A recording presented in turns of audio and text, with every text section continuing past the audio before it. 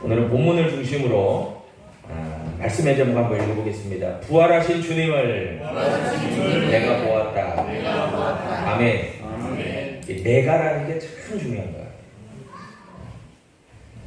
좀 공동체 의식을 가지고 우리가 하는 것도 상당히 의미가 있고 중요하지만, 내가 보았습니다, 내가 믿었습니다, 내가 확신합니다, 내가 하겠습니다, 내가 그렇게 할 겁니다. 내가라는 게 주어가 내가가 들어갈 때 굉장히 의미가 있는 것 같아요. 다시 한번 따라할까요? 내가 보았다. 아멘. 막달라 마리아의 이 고백이 저와 여러분의 개인적인 고백이 되기를 축복합니다. 우리가 고난주간을 통해서 십자가에 달리신 예수 그리스도를 우리가 바라봤죠. 그 예수님의 모습은 사뭇 진지하고 너무나도 진정성 있게 보이시는 그 십자가에 달리신 예수 그리스도. 고통 가운데서도 그 길을 순종함으로 묵묵하게 이루신 예수 그리스도. 그 예수 그리스도의 그 순종과 묵묵함과 진정성이 사실은 어디를 향해 있을까요? 여러분, 십자가의 죽으심만으로 있다면 절반의 성공일 수밖에 없을 겁니다. 아마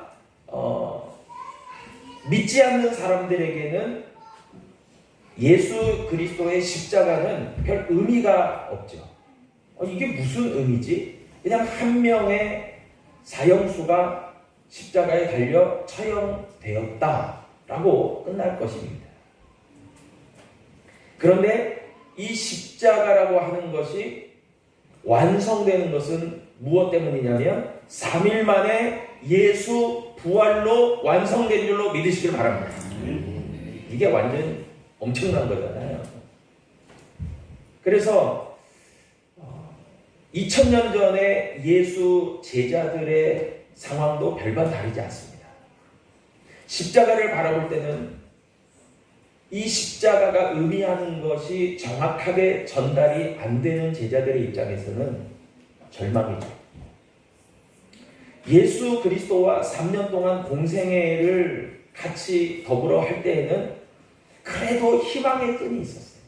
그게 무엇입니까? 이것은 그들만의 희망이었을 수 있지만, 하나님 나라의 소망과 비전은 아니지만 저들 나름대로는 그래, 적어도 예수님 따라다니면 좋은 게 있을 거야.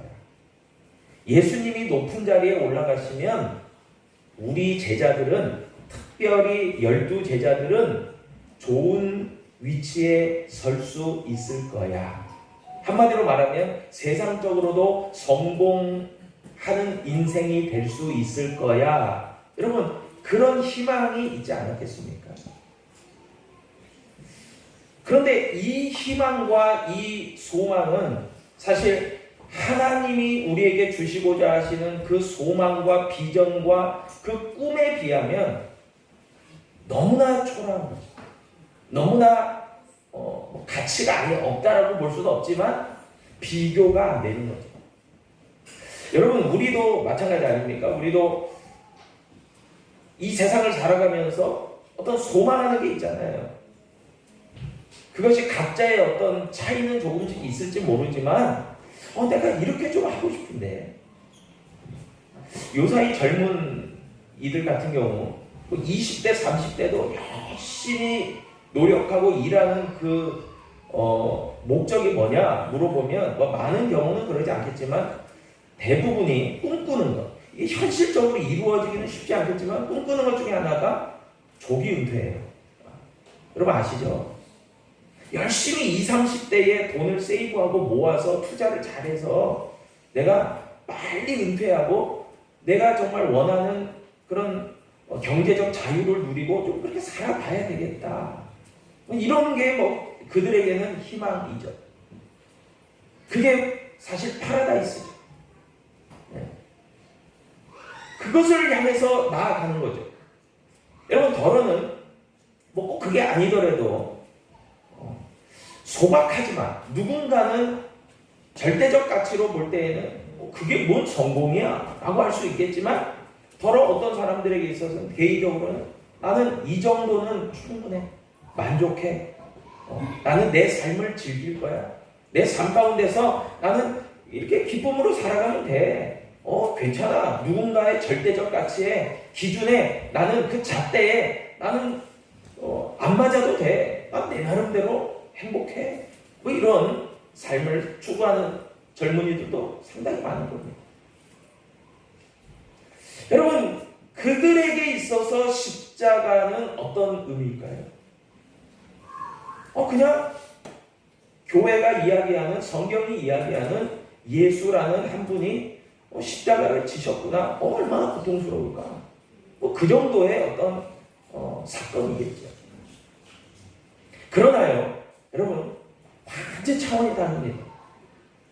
예수 부활을 우리 설교의 제목처럼 나는 부활하신 주님을 보았습니다, 이 고백, 이 증인된 고백이 있는, 이 고백이 있는 증인들, 위트니스, 이 증인들에게 있어서는요, 이거는 세상이 줄 수 없는 놀라운 기쁨이자 감격이자 삶의 목적이자 이유가 되는 거죠.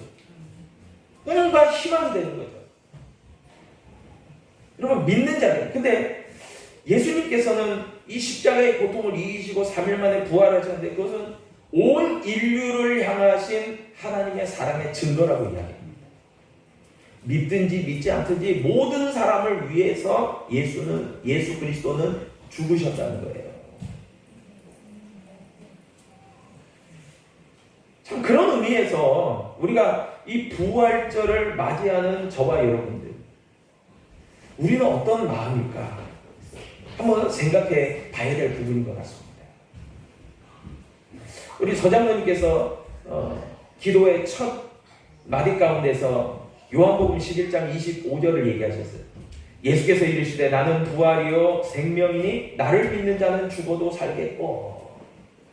요한복음 11장의 배경이 죽은 나사로가 다시 살아나는 놀라운 그 기적의 현장 아닙니까? 그 배경으로 하고 있는 말씀이죠. 예수님께서 그 죽은 나사로를 다시 살리시면서 나는 부활이요 생명이다 얘기하십니다. 예수님은 자기 자신이 아직 십자가를 지기 전이지만 그 이전부터 부활이요 생명이신 주님을 나타내고 드러내시죠. 그리고 그 스스로가 말씀하신 대로 3일 만에 부활하셔서 부활의 첫 열매가 되신 줄로 믿으시길 바랍니다. 예수 그리스도의 부활은 증명되어야 돼요. 누구를 통해서요? 예수 그리스도를 통해서 증명되어졌죠. 또한 예수님의 부활은요, 주님의 부활일 뿐만이 아니라 스스로의 어떤 증명일 뿐만이 아니라 구약에서 메시아로 그리스도로 예언된 분의 말씀의 성취예요. 그러니까 우리가 잘 알다시피 구약에서는 끊임없이 메시아 그리스도에 대해서, 예수 그리스도에 대해서 이야기하십니다. 예언하십니다. 그러니까 그 예언이 예수님을 통해서 신약에서 증명되어진 거죠. 사도행전 2장 25절로의 말씀에 보면은 사도 베드로는 사실 사람들이 갈릴리 어부다, 범인이다, 저 사람은 지식이 없다, 예루살렘에는 정말 서기관과 바리새인들, 이 정통 유대교 율법에 정통한 자들이 있는데 갈릴리 어부에게 무슨 지식이 있겠냐, 그렇게 생각했던 그 베드로가요, 놀라운 이야기를 고백하지 않습니까? 정말 유대인이라면 누구나 대단하게 여기고, 우리 한국 사람들이 세종대왕을 대단하게 여기듯이 유대인들은 다윗왕은 굉장한 위치예요. 그런데 그 사도행전 2장 25절을 이야기를 통해서 뭐라고 이야기합니까? 다윗이 그를 가리켜 이르되 내가 항상 내 앞에 계신 주를 배웠으며 나로 요동하지 않게 하기 위하여 그가 내 우편에 계시도다. 그러므로 내 마음이 기뻐하였고 내 혀도 즐거워하였으며 육체도 희망에 거하리니 이는데 영혼을 음부에 버리지 아니하시며 주의 거룩한 자로 썩음을 당하지 않게 하실 것이미로다. 아멘. 구약의 예언의 말씀을 가져다가 담대하게 이 다윗이 얘기한 예언의 말씀을 지금 사도행전을 통해서 이것이 구체적으로 제시하는, 가리키고 있는 분이 누구냐? 예수 그리스도다 얘기하는 거죠. 예수 그리스도야말로, 부활하신 예수 그리스도야말로 다윗의 예언이 이야기하는 메시아, 그분이 맞고, 그분의 그 다윗의 예언처럼 주의 거룩한 자로 썩음을 당하지 않게 하실 것이다. 예수 부활을 이야기했다는 거예요. 네. 그러니까 예수님이 스스로 증명하셨고 예수님의 수제자라고 할 수 있는 사도 바울이 예수 부활을 경험하고 난 다음에 구약의 예언의 증명을 지금 이야기하고 있는 거예요. 또한 29절로 32절에 보니까 형제들아 내가 조상 다윗에 대하여 담대히 말할 수 있다. 그러면서 다윗이 죽어 장사되어 그 묘가 오늘까지 우리 중에 있는데 그는 다윗은 왕이지만 선지자기도 하고 하나님의 선지자. 그가 이미 맹세하사 그 자손 중에서 한 사람을 그 위에 앉게 하리라 하심을 알았다. 그러니까 다윗이 뭐라는 거예요? 내 후손으로 날 이 중에 하나가 영광된 위에, 왕 위에. 근데 이 왕위는 그냥 왕위, 다윗이 앉았던 그런 왕위하고는 비교가 안 되는 만왕의 왕의 왕이죠. 만주의 주의 왕이죠. 그것을 이미 알았다는 거죠. 다윗이. 그리고 미리 본 거로, 이게 뭐예요 이게? 예언이잖아요. 미리 보았다. 미리 본 거로 그리스도의 부활을 말하되 그가 음부에 버림이 되지 않고 그의 육신이 썩음을 당하지 아니하시리라 하더니 이 예수를 하나님이 살리셨다. 할렐루야. 그 얘기를 지금 하고 있잖아요. 야, 저는 2000년 전으로 돌아갈 수만 있으면 한번 돌아가서 이 베드로가, 사도 베드로가 담대하게 이야기하는 그 장면을 좀 보고 싶어요. 어떻게 저렇게 담대하게 이야기할 수 있었을까? 그것도 놀라운 그 구약의 예언의 말씀, 다윗과 관련된 말씀을 저렇게 담대하게 확신 있게 증거할 수 있었을까 하고 말이에요.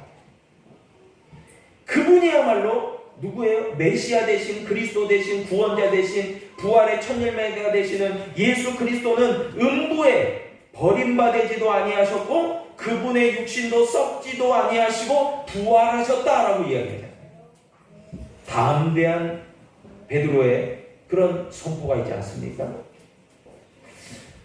여러분, 우리가 잘 알다시피 베드로는 예수 십자가를 보고는 너무나 낙심되고 또한 예수께서 잡히시던 그 모습을 보면서 자기도 그 한패에 엮여서 자칫 화를 당할까봐 너무나 두려워한 나머지 3번씩이나 닭 울기 전에 예수를 내가 모른다라고 이야기했던 사람이 베드로예요. 그렇게 소심해지고 낙심하고 희망의 끈을 완전히 놓아버렸던 사도 베드로가 어떻게 이런 사도행전에서 놀라운 고백을 선포를 하며 놀랍게 변화될 수 있었을까? 여러분, 무슨 다른 게 아니에요. 제자 베드로도 사도 베드로도 오늘 본문에서 이야기하는 막달라 마리아가 내가 보았다라고 하는 것에 동일한 고백을 하고 있는 줄로 믿으시길 바랍니다. 내가 보았다. 한번 따라하겠습니다. 내가 보았다. 여러분, 이거보다도 확실한 증거가 어디 있어요? 내가 보았다. 부활의 증인이 되었다는 말이죠. 그런데 또 한 사람이 있지 않겠습니까? 우리가 너무나 잘 아는 이방인의 사도된 사도 바울이죠. 여러분, 사도 바울은 참 대단한 사람이에요. 사도 바울은 전에는 회방자였고 전에는 예수와 교회를 핍박하던 핍박자였고 그랬던 사람이 완전히 180도 바뀌어가지고 예수 부활의 증인으로 죽기까지 증인된 삶을 살았던 사람이 사도 바울 아니에요. 완전히 뒤집어지. 그런데 그 사도 바울이 고린도전서 15장 12절로 이하의 말씀을 통해서 부활에 대해서 강력한 메시지를 주고 있어요. 뭐라고 이야기합니까? 그리스도께서 죽은 자 가운데서 다시 살아나셨다 전파되었거늘. 그러니까 사도 바울만이 아니라 사도 바울 이전에 예수 부활하셨습니다. 예수 부활하셨습니다. 많은 사람들이 얘기할 때 사도 바울도 안 믿었어요. 무슨 그런 거짓말을 하고 무슨 얼토당토하는 얘기를 하고 있어요. 예. 이렇게 믿지 않았던 사도 바울인데 그 사도 바울이 정말 그 회심하고 난 다음에 부활의 주님을 만나고 난 다음에는 어떻게 바뀝니까? 이런 고백을 하는 거잖아요. 너희 중에서 어떤 사람들은 어찌하여 죽은 자 가운데서 부활이 없다 하느냐. 여러분 오늘날도 마찬가지고요. 2000년 전에 예수 부활의 당시도 예수 부활을 믿고 증인된 삶을 살아가는 이들도 있었고 또 많은 경우에는 예수가 왜 부활을 해? 내가 십자가에서 죽는 거는 봤어도 부활한 건 못 봤어. 이렇게 이야기하면서 믿음에서 벗어난 사람들도 많이 있었다는 거예요. 그러면서 그들이 말하는 게 뭐예요? 부활이 없다 이렇게 얘기합니다. 그런데 사도 바울이 그 말씀을 이어갑니다. 고린도전서 만일 죽은 자의 부활이 없으면 이라고 얘기해요. 만일 죽은 자의 부활이 없으면 그리스도도 다시 살아나지 못하였을 거다. 그러니까 죽은 자의 부활이 있다는 거예요? 없다는 거예요? 있다는 거죠. 누구를 통해서 증명됐다는 거예요? 예수 그리스도의 부활을 통해서 증명됐다.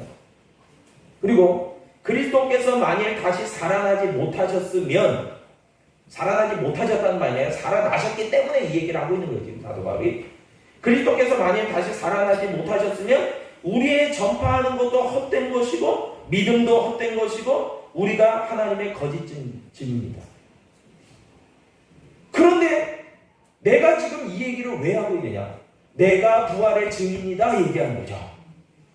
예수 부활이 진리고 예수 부활이 내가 믿어지는 그 진리고 예수 부활이 있기 때문에 내가 지금 이렇게 너희들에게 이야기하고 있는 거다라고 설명하고 있는 거예요. 놀라운 역사 아닙니까? 여러분 그러면서 예수 부활이 없다면 믿는 자들이 가장 이 세상에서 불쌍한 자라고 얘기하고 있어요. 사도가. 그러니까 우리가 예수 십자가와 부활에 대한 신앙의 고백과 믿음이 없다면 우리가 한번 따라하겠습니다. 내가 세상에서 제일 불쌍하다. 왜 그래요?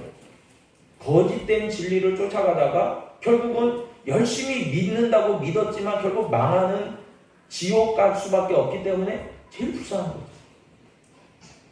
여러분 저는 적어도 정말 말씀드릴 수 있는 것은 잘못된 신앙과 잘못된 진리를 쫓아가다가 그게 진리라고 착각하고 쫓아가다가 그게 정말 천국이다 파라다이스다 그게 정말 제대로 나에게는 희망이다라고 쫓아가다가 끝에 가서 이거 아니었네 하면 그 사람이 제일 불쌍한 사람. 여러분 처음 제가 설교를 초입부에서 뭐라고 이야기 드렸습니까? 예수 십자가와 부활이 없는 사람들 가운데는 더러는 세상 가운데 소망과 희망이 있을 수 있다는 거죠. 내가 꿈꾸는 게 있을 수 있다는 거죠. 나 그것을 찾으면 내가 인생이 더 빛나고 가치 있고 적어도 나는 손해보는 인생은 아니고 나름대로 가치 있는 인생을 살고 내가 행복하고 즐겁고 좋을 수 있다라고 생각하는 그 무언가가 있다는 거죠. 그런데 그것을 향해서 열심히 노력도 했고 달려갔고 또 그것을 누렸다라고 생각하는 순간 갑자기 큰 망치가 내 뒤통수를 빡 때리면서 그거 헛거야, 그거 헛된 거야, 그거 아무것도 아니었는데 라고 결론이 내려진다면 그 사람 인생은 어떨까요? 정말 불쌍하죠. 너무나 초라하죠. 별 볼 일 없죠. 무가치하죠. 그리고 가장 중요한 것은 하나님의 생명에서 제외될 수밖에 없어요. 여러분, 이게 그냥 내가 나 불쌍해 정도가 아니라 그냥 망하는 거죠. 망하는 거. 그냥 영원한 죽음이죠. 패망하는 거죠. 여러분, 그런데 놀라운 것은 예수 부활이 있으므로 세상과는 비교가 되지 않는 모든 그 소망, 희망, 그 절대적 가치, 그 모든 생명, 천국, 하나님의 영광, 하나님의 은혜, 하나님의 사랑, 이 모든 것이 예수 부활과 동시에 함께 회복된 줄로 믿으시길 바랍니다. 함께 살아났어요. 다 살아났단 말이에요. 그래서 적어도 우리가 이 땅을 살아가면서 내가 원하는 삶을 살아가지 못하는 것 같은데, 예를 들어서 내 기준으로는 한 40평대 아파트에는 좀 살아야 되고, 내 기준으로는 그랜저 뭐 약간 준대형 이상급 승용차는 좀 타고 다녀야 되고, 내가 연봉이 적어도 7천만 원 이상은 돼야 될 것 같고, 우리 자녀들이 그래도 적어도 뭐 그래도 나름대로 사람들한테 인정받을 수 있는 대학에 좀 들어가고, 또 다복하게 또 자식들 낳고 좀 살아가면서 그냥 주거니 맞거니 하면서 행복하게 이렇게 살아가는, 그게 어떤 삶의 어떤 기준과 가치라고 보고 내 어떤 희망이라고 본다면, 여러분 적어도 예수 십자가와 부활의 그 능력으로, 그 신앙으로, 절대적 가치로 내가 좀 그 기준에 못 미쳐도, 뭐 더 뛰어넘을 수도 있겠지만 못 미친다고 해도, 내 인생이 내가 바라볼 때도 별로 별 볼 일 없이 보여지고 다른 사람들의 어떤 인정도 잘 못 받는다고 하더라도, 내가 건강이 좀 다른 사람들은 뭐 80, 90 뭐 장수하고 대단하게 건강하게 뭐 병도 안 걸리고 살아가는데 나는 왜 이 모양인가? 다 그냥 병에 시달리고 늘 허리 뭐 무릎 아프고, 맨날 나는 뭐 감기 한 번만 걸려도 뭐 2주, 3주 가고 나는 죽겠고. 여러분, 이렇게 건강에 문제가 있고 내가 추구하던 어떤 가치와 기준에 도달하지 못하고, 우리 자식들에게도 맨날 문제가 있고, 뭐 이거 막 속상하고, 왜 이렇게 살아가야 되지? 막 이런 고통과 근심과 염려가 수도 없이 막 바다의 파도처럼 물밀듯이 나에게 밀려와서 내가 절망스럽고, 이게 사는 건가? 도대체 왜 내가 이렇게 살아야 되지?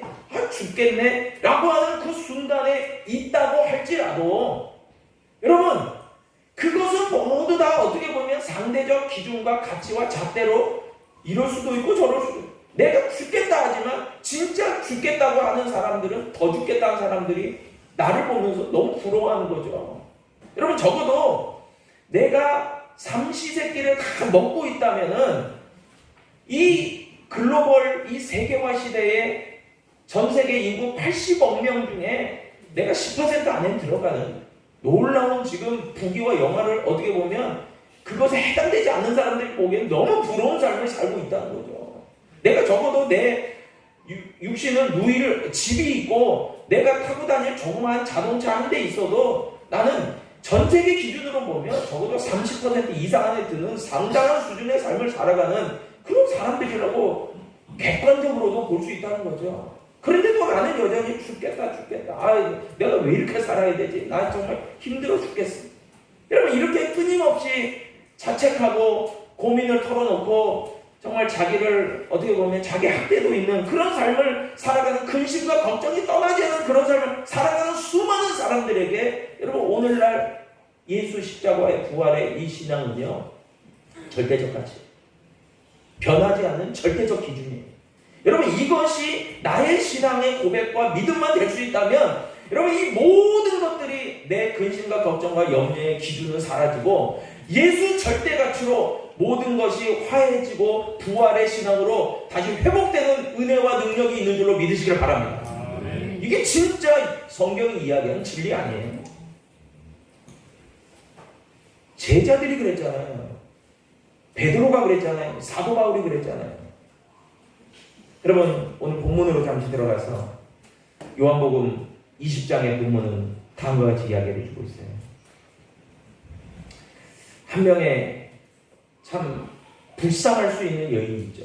그 여인이 막달라 마리아입니다. 막달라 마리아는 예수님을 사랑하는 여인이에요. 여러분, 저는 제가 남자기도 하지만 뭐 남자가 뭐 김보성 씨가 뭐 의리 뭐 이러잖아요. 그래서 저는 정말 남자들의 의리, 여러분, 남자보다요 여자의 의리가 더 대단한 것 같아요. 이 막달라 마리아만 봐도요, 여러분 안 그렇습니까? 서장로님 안 그래요? 남자들이 최 집사님 안 그래요? 남자들이 뭐 그냥 자기 자랑 삼아서 막 의리 그러는데 뭐 그 사람이 제일 먼저 배신하고 도망가요. 근데 여자들이요 정말 의리가 있어요. 의리가 있는 거예요. 여자들이요 막 약해 보이고 참 힘없어 보이고 뭐 도움이 될까 그런데 끝까지 남아있는 사람 보면 여자들이 더 많아요. 그래서 저는 남성 팬보다 여성 팬이 많으면 좋겠어요. 네, 개인적 고백입니다. 네. 그런데 참 다행한 거는 교회는 여성이 많아요. 그래서 제가 참 다행이다 생각하는데요. 여러분, 막달라 마리아는 의리가 있어요. 아무도 돌아보지 않는 그때 예수님은 벌써 3일 전에 십자가에서 운명하셨어요. 뭘 기대할 게 있어요? 여러분, 정승집 개가 죽으면 조문하는 조문객이 있어요, 없어요? 제가 경험 안 해봐서 몰라요. 제가 정승집을 가봤어요, 제가. 정승이면 오늘날에 뭐 국무총리 뭐 이런 사람인데. 근데 뭐 우리가 흔히 예상하기를 정승집 개가 죽으면 조문객이 물밀듯이 밀려온다는 거예요. 왜요? 그 정승한테 높은 사람한테 좀 아부아부해서 뭔가 좋은 거를 기대하려고 아이고 어떻게 이렇게 갯님이 죽으셨어요 뭐 이런 거죠. 여러분, 요즘은요 이게 웃을 일이 아니에요. 제가 목회했던 그 목포 신안 쪽 그 목포 장례식장 앞에 초입에도요 개장례식장이 따로 있어요. 반려견 장례식장. 여러분, 그런 시대예요. 서울에 있는 모 교회들은요 반려견과 함께 예배 드릴 수 있습니다. 예배 처소가 따로 있어요. 우리 유아실처럼. 그래서 거기서는 막 개들이 뺑뺑뺑 짖고 고양이들이 야옹 해도 그게 아름다운 멜로디예요. 실제로 그런다니까요. 여러분, 그런데 정승이 죽으면 어떻습니까? 아무도 안 나요. 왜요? 권세자가 죽었는데 거기에 무슨 뭐 얻어먹을 게 있습니까? 없어요. 뭐 의리 없는 거죠. 여러분, 이 자리에 지금 예수님을 따라다녔던 12제자 중에 한 명이라도 있어요? 없어요. 다 도망갔어요. 다 이 자리를 지키지 못해요. 그런데 막달라 마리아, 이 의리의 여인이 예수님의 무덤을 찾아갑니다. 근데 오늘 11절에 보니까 마리아는 무덤 밖에 서서 울고 있는 거죠. 그녀에게는 참 이루 말할 수 없는 슬픔이 있는 거죠. 안타까움이 있는 거죠. 왜요? 예수님을 사랑했기 때문에. 그분이 죽으셨지만 잊지 못한 거죠. 예수님. 울고 있는데 울면서 구부려 무덤 안을 들여다보니 무덤의 입구가 그리 크지 않기 때문에 구부렸겠죠. 그러면서 무덤 안을 들여다보는 거죠. 놀라운 장면이 펼쳐집니다. 네. 그림 한번 띄워주시겠어요? 이게 이제 사진이 아니라 그림이죠. 네. 무덤 안에는 예수님이 안 계세요. 뭐만 있다고 그랬어요? 예수님이 이제 예수님의 장례를 위해서 이렇게 씌워놨던 뭐만 있어요? 세마포. 그래요. 세마포. 하얀색 세마포만 그냥 덩그러니 무덤 안에 놓여져 있는 거죠. 울면서 안타까움에 구부려서 그 안을 들여다보고 이 마리아 막달라 마리아는 깜짝 놀라는 거죠. 예수님이 안 계셔. 분명히 그 안에 계셔야 돼요. 그리고 막달라 마리아가 보게 되는 장면은 놀라운 장면이었죠.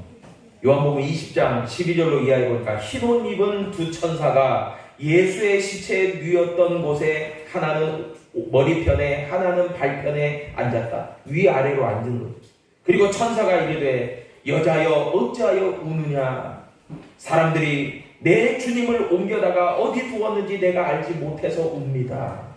이 말을 하고 뒤로 돌이켜 예수께서 서 계신 것을 보았으나 예수이신 줄 알지 못하였다. 다음 그림 한번 띄워주세요. 예수님이 서 계세요. 그 막달라 마리아가 보는데 예수님인지 모르는 거예요. 못 알아보는 거예요. 엠마오로 가는 두 제자처럼 부활하신 예수님을 제대로 인식을 못해요. 왜 그럴까요? 여러분, 저는 그런 생각도 해요. 제가 뭔가 이렇게 집중하잖아요. 뭔가 이렇게 운전할 때도 그렇고, 뭐 이렇게 뭘 할 때도 그렇고, 집중하잖아요. 분명히 시끄러운 소리가 들리는데 소리가 안 들려요. 그리고 내 선입견이라는 게 있어요. 이거는 당연히 이럴 수밖에 없어 하는데, 그냥 그것대로 예상한 대로 생각하는데, 이상한 게 또 다른 게 과정 중에 오잖아요. 그러면 그냥 이게 인지가 안 되는 거예요. 인지가 안 되는 거예요. 이게 맞나? 이게 인지가 안 되는 거예요. 여러분, 막달라 마리아가요, 예수님을 보지만 예수님의 부활을 상상도 못하는 것이었기 때문에 막달라 마리아는 부활의 주님을 보고는 그 동산을 지키는 동산직인 줄 아는 거예요. 그러면서 그 부활의 주님을 향해서 뭐라고 이야기하냐면, 내가 찾는 예수님의 시신이 어디 있습니까? 물어보고. 그럴 때에 오늘 본문에 보니까 뭐라고 이야기합니까? 16절에 예수께서 마리아야. 여러분, 저는 여러분, 동산지기가 마리아인지 뭐 이름이 엘리사벳인지 뭐를 어떻게 알아요? 근데 부활의 주님이시기 때문에 그 여인의 이름을 아는 거죠. 마리아야. 마리아가 돌이켜 히브리 말로 라보니, 뭐예요? 선생님. 여러분, 이제 제대로 바라보기 시작하는 거죠. 이 막달라 마리아가. 그러면서 부활의 주님이 막달라 마리아에게 하시는 말씀이 있었어요. 그게 17절이죠. 예수께서 이르시되 나를 붙들지 말라. 내가 아직 아버지께로 올라가지 아니하였노라. 40일 동안 계시다 승천하시잖아요. 그러니까 아버지 보좌 우편으로 내가 아직 올라가지 않았다. 나를 붙잡지 마라. 안 붙잡아도 된다, 그 말이죠. 너는 내 형제들에게 이제 가서 이르러라. 말해라. 내가 내 아버지 곧 너희 아버지, 내 하나님 곧 너희 아버지께로 올라간다 하라. 그러니까 올라가기 전에 나를 만나야 된다 이야기해라. 그렇게 이야기하는 거죠. 여러분, 그럴 때 이 부활의 주님을 만난 이 막달라 마리아는 너무나도 황망하지만 감격스럽고 정말 울음이 뚝 끊칠 정도의 그 감격과 흥분과 그 소망을 가지고요, 이제 제자들에게 달려가는 거죠. 그러면서 18절에서 뭐라고 이야기합니까? 막달라 마리아가 가서 제자들에게 내가 주를 보았다. 한번 따라하겠습니다. 내가 주를 보았다. 아멘. 내가 주를 보았다. 그리고 또 이제 그 다음 말이 있어요. 주께서 자기에게 이렇게 말씀하셨다. 한번 따라하겠습니다. 이렇게 말씀하셨다. 여러분, 예수님을 만나지도 못하고 듣지도 못했는데 어떻게 보았다라고 얘기하고 어떻게 나에게 일러주신 말을 이야기한다라고 얘기할 수 있겠어요? 부활의 주님을 만난 막달라 마리아, 내가 주를 보았습니다. 그리고 부활의 주님이 나에게 이렇게 말씀하셨습니다. 그것을 내가 당신들에게 이야기하고 있습니다 라고 이야기한 거죠. 여러분, 저와 여러분들에게 히브리서 11장 믿음장에서 이야기하는 것처럼 1절로 이야기해서 믿음은 바라는 것들의 실상이요 보이지 않는 것들의 증거라고 얘기한 것처럼, 여러분, 우리들에게 분명한 부활의 증거는 누구도 아닌 십자가에 죽으셨다가 3일 만에 부활하신 예수 그리스도인 줄로 믿으시기 바랍니다. 그분처럼 분명한 증거가 없어요. 그분을 나의 주님으로, 나의 구원자로, 나의 생명의 주님으로 영접하고 믿음으로 살아가는 그 제자들 가운데서는 내가 주님을 보았습니다. 그리고 내가 주님의 증인된 사명을 감당합니다. 그런 놀라운 신앙의 고백과 결단이 있는 줄로 믿으시기를 바랍니다. 기도하겠습니다. 아버지